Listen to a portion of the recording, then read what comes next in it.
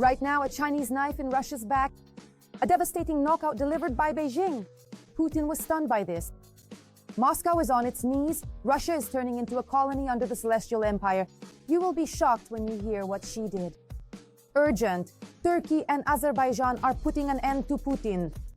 Russia has been thrown out of the Caucasus. Russia is no longer fighting fiercely. Fika made a sharp turn, cutting all ties with the Kremlin. This is a triumph for Ukraine. Massive support for us from Russia's recent ally. The unexpected has happened. That's it. Putin has gone up against NATO. Columns of military equipment are at the border of Swinland. Soldiers are being sent to new military bases. The West is making an emergency decision. At last, the US has delivered a crushing blow. Tomahawks are tearing up the world map at this very moment. Trump has shocked everyone. Putin is on his last legs, living out his final days. Major emergency in Otskaya, Belgorod on fire, Putin hitting his own people, Russian soldiers eliminated, images blowing up the internet. The bomb is starting to take effect. The defeat of the Russian Federation will happen live on air. The world is applauding the steadfast Ukrainian warriors. All this and more coming up in our broadcast. Hotspot. Sensation. Xi Jinping did not side with Putin. A sharp turn from Beijing. The Kremlin is in shock. China is demonstratively turning away from its ally. Moscow expected support, but instead received a slap in the face in front of the whole world. The balance of power is shifting. Beijing is betting on itself, not on doomed Russia. Tensions are rising, and now the Russian Federation is turning into a colony of the Celestial Empire. An unexpected turn of events. The axis of power is clearly shifting. The first details of Russia's public humiliation are coming very soon. China, Russia's main partner, which helps it keep its economy afloat and wage war in Ukraine. They shouted that he was a good boy. Blue sticks, yes, well done, yes, hooray. I'm unraveling. On top of it, Patelezhan's early childhood contacts and interactions with the esteemed President Vladimir Putin occurred in a wide variety of significant forms, all set against the dynamic and continuously evolving plateau of the long-term development of the crucial Chinese-Russian relations. but is that really the case? After all, at the same time, China denies selling weapons or components to Russia, and Chinese banks have stopped transactions with Russia because of sanctions. Pairs, trios, tens of millions of Chinese soldiers. That would be just what we need right now. And Why do you think so? why not? Why? Do you really think soldiers should... Just take a look at the Belgorod region. I think we also lack the Chinese army. Very often we hear statements from China that China has never sold weapons to Russia and that China supports the territorial integrity of Ukraine and wants an end to the Russian-Ukrainian war. 3 years ago, propagandists rejoiced, saying, "Let Western companies leave. We'll buy everything from China." Now we've bought a wonderful, completely Chinese car. It's amazing. Many, many times cheaper than the cars we used to buy before. I bought myself 3 pairs of Gucci shoes. Each pair cost 2,000 rubles. Wonderful. Probably made somewhere in China too. I hope here as well. As a matter of principle, I now only buy knockoffs. A knockoff, that's what it turned out to be. There's not even any need to comment. And that so-called Chinese support for the Russian economy has resulted in the bankruptcy of Russian manufacturers. And just look at what, for example, the soldiers are driving. What are they driving? Russian-made cars. You have to be a real patriot to drive a Patriot because it costs a fortune, breaks down all the time, and the spare parts are insanely expensive. That's why the guys drive Chinese vehicles. And now they need motorcycles. Russian ones? Nowhere to be found. For some reason, that's how it turns out, right? There are very few Russian ones, and there are no Russian ones at all. So what are we talking about? Russian motorcycles simply don't exist. What, you didn't know that? If you look at the economic aspects, the issue is that they just use it as a basic sales market. Except for, let's say, the military industry, which is a significant sector, but when it truly comes to the civilian sector, its presence is practically zeroed out, almost non-existent. And Russia has basically turned into a raw materials appendage for China. By the way, Foreign Minister Lavrov came up with a very apt metaphor, calling Putin Xi Jinping's footman. As they say in the East, a guest takes the host's lead. That's why all the programs, of course, depend on the gracious proposals that the Chinese president and his team have made to our president. Basically, from a purely economic standpoint, all that China truly needs is readily available, cheap raw materials, which, by the way, Russia possesses in vast abundance. It's not just natural gas, but also includes essential lithium, abundant timber, various valuable metals, and in fact, precious gold as well. In other words, all the things from which China then manufactures goods for the entire world. Moreover, this situation manifests itself in a variety of ways. China has officially approved new geographic maps, on which part of Russian territory, namely Bolshoi Ussuriysky Island, is recognized as Chinese territory. In fact, the Chinese have already settled vast areas of Siberia and turned the territory into their own colonies. The Chinese dragon is unlikely to stay within its own borders, simply because, by the way, it has certain historical claims to a significant part of our Far East. And that's a fact. Of course, at first there was enthusiasm, but gradually it faded, and eventually we all realized that Asia had become a Chinese colony. It's simply a slave enterprise, a slave-holding operation or a prison where they put overseers to keep the workers in line, because there is still outrage about all this. And the workers went out in Aseno to protest. Aseno is not China. And they also regularly threaten, saying that you won't be able to get a job anywhere in this city. Here's your black mark.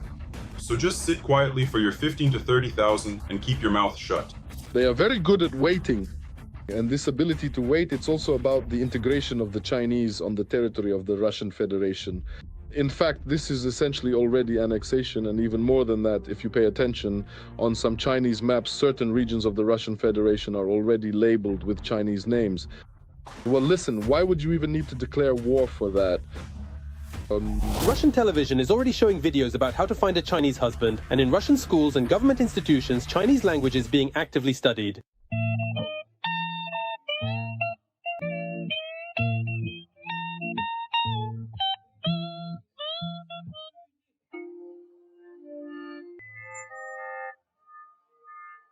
It's divided into two camps.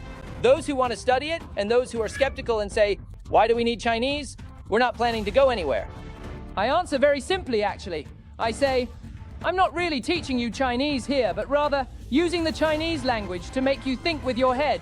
And that's a skill that will always come in handy. Putin constantly tries to characterize relations with China as a strong friendship, but Xi Jinping literally spat in Putin's face by taking away from Russia that very great victory.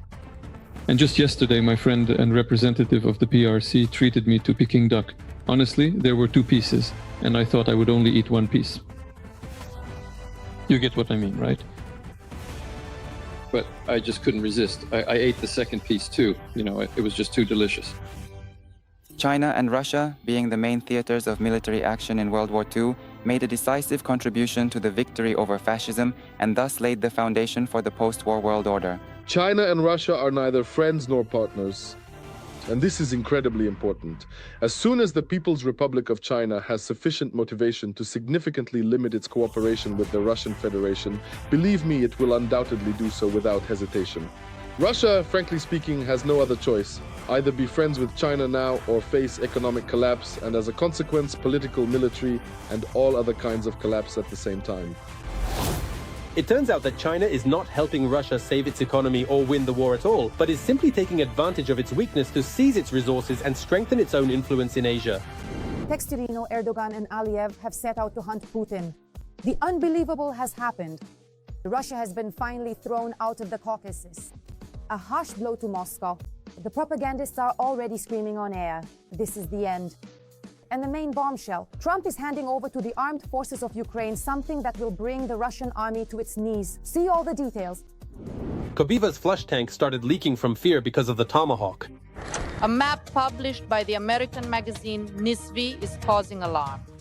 With Tomahawks in their sights with a range of 2,500 kilometers, the entire European part of Russia is under threat.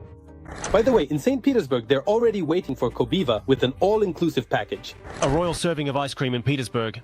In this St. Petersburg restaurant, you can try a serving of chocolate ice cream with pieces of cookies and chocolate, presented in a very signature style. The first photo of Putin and Kobyva's children together. Find 10 differences. Putin and Kobyva's sons have been given a cover surname. They are registered as Ivan and Vladimir Spiridonov. Trump is crushing everyone now, even on TikTok. I'm addressing the young people who use TikTok. I saved TikTok Remember what I did for you. And for the 8th time, he repeats that Putin is a loser. I'm very disappointed in him because I thought it would be easy to sort everything out. The pale toadstool herself, at a frivolous birthday among the dead Russian czars, is looking for a spot for herself. She's not a peer of those people who, in essence, shaped the course of Russian history. And Erdogan and Aliyev met in Azerbaijan. Erdogan arrived in Azerbaijan. The summit of Turkic states is kicking off in Gabala. The leaders of Turkey, Azerbaijan, Kazakhstan and Uzbekistan are already there. Yes, the leader is present, but Putin has been thrown out of the Caucasus. They're discussing security, the economy and a new Turkic union. The East is coming together and this worries both Russia and the West. Right now, Slovakia has struck a blow against Putin, bursting in unexpectedly and shocking everyone. You have to see this. Fico has practically cut Moscow off. A fateful decision has been made. Bratislava is flooding Ukraine with weapons. Important documents have been signed. A course has been set for total support of Kyiv. Slovakia has made up its mind. The armed forces are gaining unprecedented strength. The first details about the shocking changes on the world stage. Don't miss what's next. Our goal is to end the war as soon as possible so that Slavs stop killing each other. The war could have ended 3 months after it began. He is known for his harsh anti-Ukrainian statements and openly pro-Russian rhetoric. There are no moral, historical, or legal reasons why Slovakia should be drawn into the war. Now Fico is trying to find a balance between veto and support. He is still trying to maintain a more balanced position. At the same time, yes, it was absolutely correct to say that ideally you want to sit on several chairs at once. And as long as it's possible to delay giving up Russian resources, that's how long they will delay. A country that has repeatedly threatened not to vote for EU financial aid packages for Ukraine is now once again acting as a partner because it knows the value. Slovakia will try to keep balancing, considering that they are still continuing to buy and transit Russian energy resources, both for themselves and for others.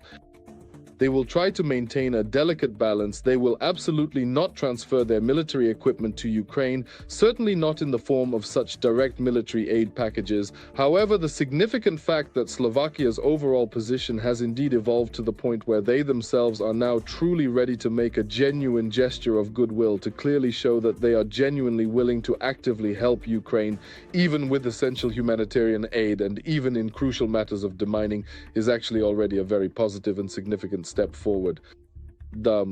Slovakia will provide Ukraine with equipment for demining and evacuation. This was announced by Prime Minister Denis Shmyhal. The package will include not only Bozena vehicles, the legendary armored machines capable of clearing mines in just a few minutes, but also engineering and construction equipment, transport, demining systems, and medical evacuation means. During the meeting, I thanked my Slovak colleague for the assistance that is saving Ukrainian lives. We feel Slovakia's support on our path to achieving a just and lasting peace. Slovak Defense Minister Robert Kaliňák confirmed that Slovakia is not stopping at what has already been achieved. Fico thought that Europe would be pleased and Moscow wouldn't be too offended. Slovakia's policy, like the word Kvenhria, for example, Hungary, is quite situational. And depending on the set of circumstances that arise, decisions are made. But despite this, the assistance is very important for Ukraine. Kaliňák noted that they are currently working on new joint projects between Ukrainian and Slovak companies. A significant increase in the production of artillery ammunition and indirect fire systems to strengthen defense cooperation with Ukraine. We are open to investments in joint defense projects on both sides of the Slovak-Ukrainian border. That's why I included several representatives of the Slovak defense industry in my delegation. Notably, the previous 13th package of military aid to Ukraine was provided back in February 2022. Bratislava managed to object to allocating funds to Kyiv at least 3 times. First in October 2023, then in January and March 2025. Right after Slovak Prime Minister Robert Fico visited Moscow, he stated that Slovakia would not support Ukraine. The Slovak Republic will not support Ukraine either financially or militarily to continue the war. If others choose to do so, we will respect that. Each of these pauses played into the Kremlin's hands, while our defenders on the front lines were left without crucial battlefield assistance that could have helped preserve territory from the Moscow enemy. Fico explained this in different ways. At one point, he said it was necessary to focus on internal problems, at another that the principles of support needed to be reconsidered. Fico's government also rejected a €40 million aid package, reducing military support to only humanitarian and non-lethal assistance. We can observe that the nation of Slovakia is now actively trying, through a series of important visits to Ukraine, including those made by their defense minister, to send a clear political signal. This significant message is intended not only for Kyiv, but also for Brussels, that Slovakia is indeed prepared to actively pursue a more carefully considered and truly balanced policy, rather than, for instance, an overtly anti-Ukrainian or even an anti-European Union one. Oscillations by Fico between European integration and a pro-Russian tilt will lead to nothing good. We are seeing classic realpolitik now, using Fico's compelling example with Slovakia, and most likely this will continue to be Slovakia's primary and most significant main course going forward. The Slovaks have taken to the streets more than once, because after 2 years they realize they do not agree with the pro-Russian policy of their prime minister, who does not hesitate to shake the hand of the Kremlin dictator who unleashed the war. However, the current aid package to Kyiv shows that our Slavic brothers, being pragmatists, see that helping Kyiv today is more profitable and promising than helping Moscow. Every voice matters. Join our community, support independent journalism, and help us bring you the truth from Ukraine. Become a member of Ukraine today. Join us now. Urgent. A hellish emergency in Russia. Belgorod is in flames. A Russian missile flew straight into a residential building. Putin is once again striking his own people. Air defense can't cope, explosions and chaos, and the Kremlin is, as usual, shouting that everything is under control. Meanwhile, a major twist. Trump has cornered Putin. Super weapons are already on their way to Ukraine, and that's not all. Lightning-fast elimination of Russian soldiers. The occupiers were simply driven out. These clips are blowing up the internet. Take a look.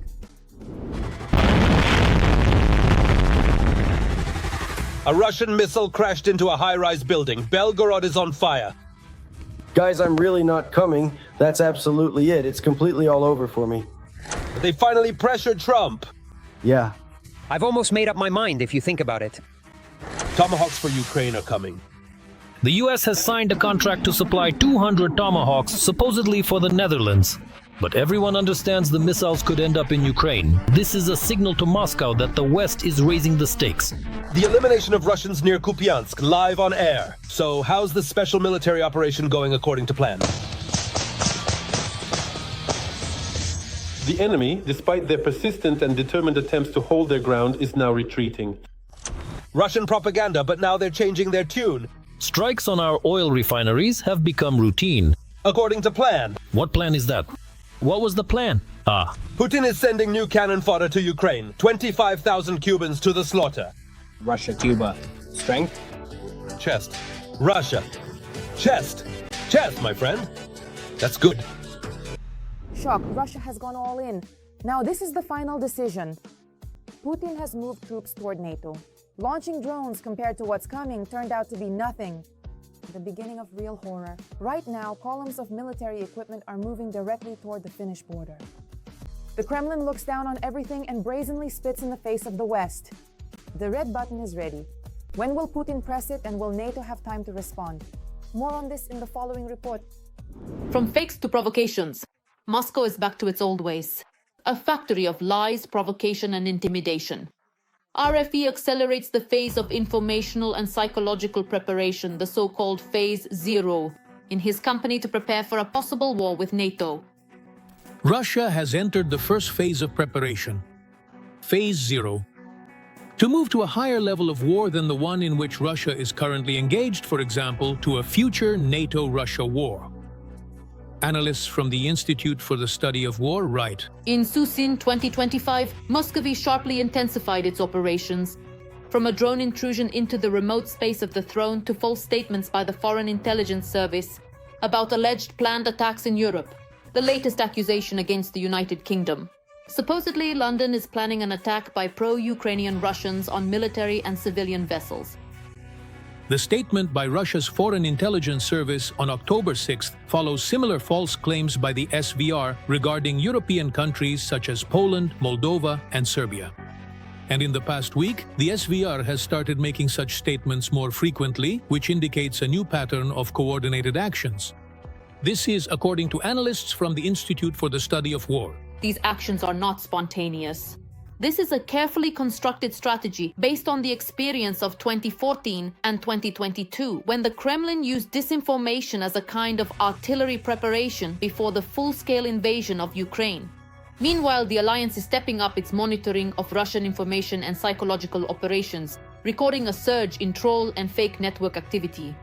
These campaigns are especially noticeable in Poland, Germany, Slovakia, and the Baltic countries. It is precisely there that Moscow is trying to provoke war fatigue and distrust in allied commitments. Under the guise of alternative opinions and anti-globalist movements, the Kremlin is building a network of loyal speakers, bloggers, and pseudo-experts.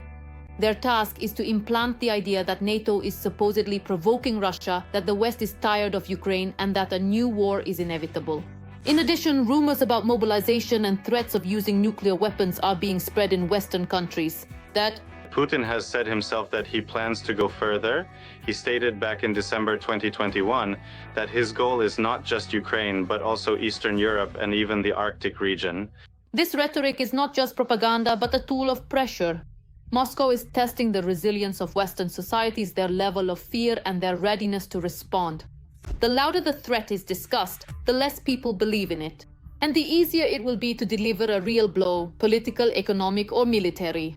Everything happening right now is pressure on the European Union, on our European partners, to make President Zelensky do as they want, to make him agree to the peace terms proposed by the Russian Federation, 2 or 4 regions, and so on. All these unmanned aerial vehicles, these drones operating on European Union territory and so on, this is indeed a clear provocation. Yes, absolutely right. But these are deliberate attempts to exert significant pressure on various European countries, on the entire European Union, so that they too would become somewhat more accommodating, more willing to compromise in their diplomatic relations with the Russian Federation.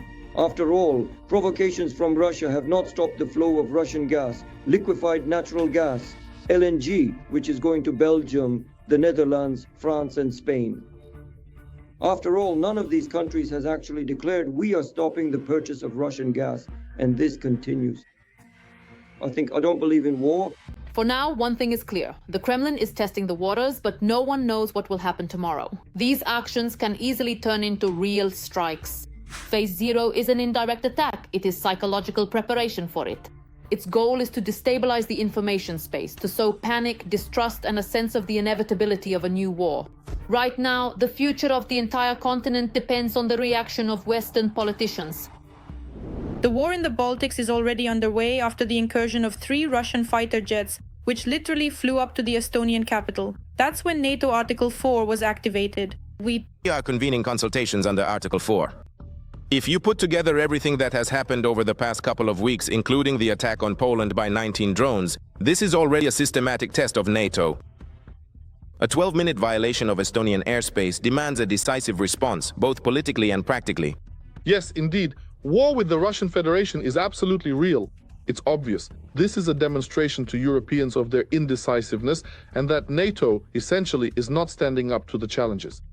Germany, Lithuania, and the Czech Republic have stated that in such provocations, the aircraft should be shot down. They are testing our resilience, our determination to defend ourselves. I think we must be extremely firm in that if there are violations of the rules, we must respond to them adequately, including by military means, in this specific case, by shooting down the aircraft. And only then will Russia very quickly realize that it has made a mistake. But for now, any real action against Russia is still a long way off. For example, US President Trump has continued to avoid this topic for several days now. I won't say anything about this yet, but I will be briefed soon and I'll let you know today or tomorrow. I don't like it when things like this happen. This could cause major problems. Now we are approaching the obvious consequences of the United States' unwillingness to actually fulfill its own obligations in ensuring European security. Because Europe has no other options. And they have nowhere to buy weapons. The military-industrial complex is practically shut down. And there is no army. Everyone is ready to trade beautifully and live richly. But to be honest, in Europe, they've gotten out of the habit of defending their interests with weapons in hand. Moreover, there is information in the press that the US wants to completely abandon the defense of the Baltic countries altogether. Because when critical information literally came out, that the United States is steadfastly refusing to provide essential air defense systems to the vulnerable Baltic countries and will very likely withdraw its troops over an extended period of time and is already significantly reducing crucial military aid, this is precisely and exactly the opposite of what many European countries genuinely expect from the United States in the face of such blatant acts of aggression from Russia. For the fourth year in a row, Russia has been staging provocations in the Baltics. For example, they are actively using an illegal shadow fleet there to transport oil. Estonia detained one of these tankers that lacked proper documentation. However, after an inspection, the ship was later released. We all do, in fact. Will monitor and inspect Russian fleet ships if anything suspicious arises. And Russia is getting nervous about this. This is an illegal way for Russia to make money for the war in Ukraine and to carry out hybrid operations against European NATO countries. Right now, Putin, and this is important, by no means is it certain that he is actually planning a military operation against NATO countries. In simple terms, Putin genuinely wants to get what he needs without resorting to outright war, simply by significantly escalating the military threat around various European countries and clearly demonstrating their inherent weakness and profound inability to even adequately protect themselves. Moreover, the Russians have repeatedly disabled communication cables between European countries in the Baltic Sea. Because of this, another tanker was detained off the coast of Finland, and this time the crew is facing criminal charges. I believe the conclusion we can draw is that it's time to get used to a new reality. A lot of similar things could happen in the future. Of course, when something like this happened last year, the ship left the Baltic Sea, but this year we have already detained it. Tolerating such egregious incidents, of course, only truly gives Putin a clear path to keep doing this and even further escalate the corresponding dangerous threats. In other words, if there is no punishment for Putin, it will only motivate him further to go on, increasing the level of escalation both towards Ukraine and towards the European Union and NATO countries. As long as NATO countries hesitate, it definitely gives Putin free rein and makes it clear that he can act with impunity, doing anything from minor provocations to a direct invasion of the Baltic states. A strike on Moscow straight from Washington. There's no point in hiding it anymore. Trump launches tomahawks at Putin. The White House's patience has run out. The bomb is starting to take effect. It's hard to believe this. The defeat of the electronic warfare units will happen live on air. The command has been given to the troops. The world is giving a standing ovation. Dictators have nowhere to hide. It's a game of nerves the last symphony of the Kremlin is playing. You have to be the first to see this. US President Donald Trump has almost made the decision to supply Ukraine with long-range Tomahawk missiles. Yes, I've almost made up my mind if you think about it. Yes, I think I want to know what they're going to do with them, where they're sending them. I guess I'll have to ask that question. At the end of last week, Russian dictator Vladimir Putin stated that the delivery of American long-range Tomahawk missiles to Ukraine would lead to a completely new level of escalation, particularly in relations between Moscow and Washington. Putin called the missiles not exactly modern and noted that providing these missiles to Ukraine would not change the balance of power on the battlefield. Whether or not there will be Tomahawks, I'll say that I'm still not 100% sure. For now, it seems to me that it's more likely no than yes. But the very fact that not only were Trump's words changed, but also that there was an emotional surge in the media with reports that the US is considering a much wider range of weapons that they could sell to their European partners for Ukraine, this really does change the rules of the game. And it's yet another form of pressure on the inner circle around Putin. Because they are being made to clearly understand that if they were hoping a change of power in the US would bring them victory, that same change of power could bring Ukraine Tomahawks, which could come flying at them. The process of transferring the missiles could drag on for several months. This was written by Yehor Chernev, the head of the permanent delegation of the Verkhovna Rada to the NATO Parliamentary Assembly. Because, first and foremost, this is a means of putting pressure on Putin and an attempt to force him to negotiate, and only after that is it about strengthening our military capabilities. It is no coincidence that Trump said he has almost made up his mind, that he does not want escalation, and that he wants to clarify how these missiles will be used. Chernev assures that the transfer of Tomahawks to Ukraine is a test for Putin and it may be carried out in stages. At each of these stages, Putin will be given the opportunity to back down and enter into negotiations. Therefore, most likely the supply and use of the missiles will be very gradual. Tomahawks are a well-known term, and that's why we're discussing them. But let's note that there are other types of missiles that are unknown, which may very well be better than the Tomahawk. The Tomahawk is not a new development, it's a fairly old missile. But these newer missiles, whose names no one has told me yet, if they are also provided to Ukraine, will undoubtedly be a huge problem for Russia. Putin's lies about negotiations could result in the Allies transferring Tomahawk missiles to Ukraine. This opinion was expressed by former U.S. Special Representative Kurt Volker. Volker believes that Russian President Vladimir Putin personally let down the American president. This concerns Putin's promise to Trump to hold negotiations with Zelensky, which Trump announced at the White House after meeting with Putin in Alaska. I think there are indications. One of these indications, by the way, is the ongoing strikes on Russian non-ferrous metal plants. Biden, Trump's predecessor who supported Ukraine, was mentioned as well. At the same time, Gavril, no, let's not strike Russian targets from there, and Ukraine stopped doing it. Donald Trump does not support Ukraine in the same way. Moreover, in the first half of the year, it was generally believed that he was more pro-Russian and was undermining negotiations with Ukraine. Now he is slightly changing his approach, maybe even quite drastically. Nevertheless, as analysts again point out, there are no restrictions on Ukraine.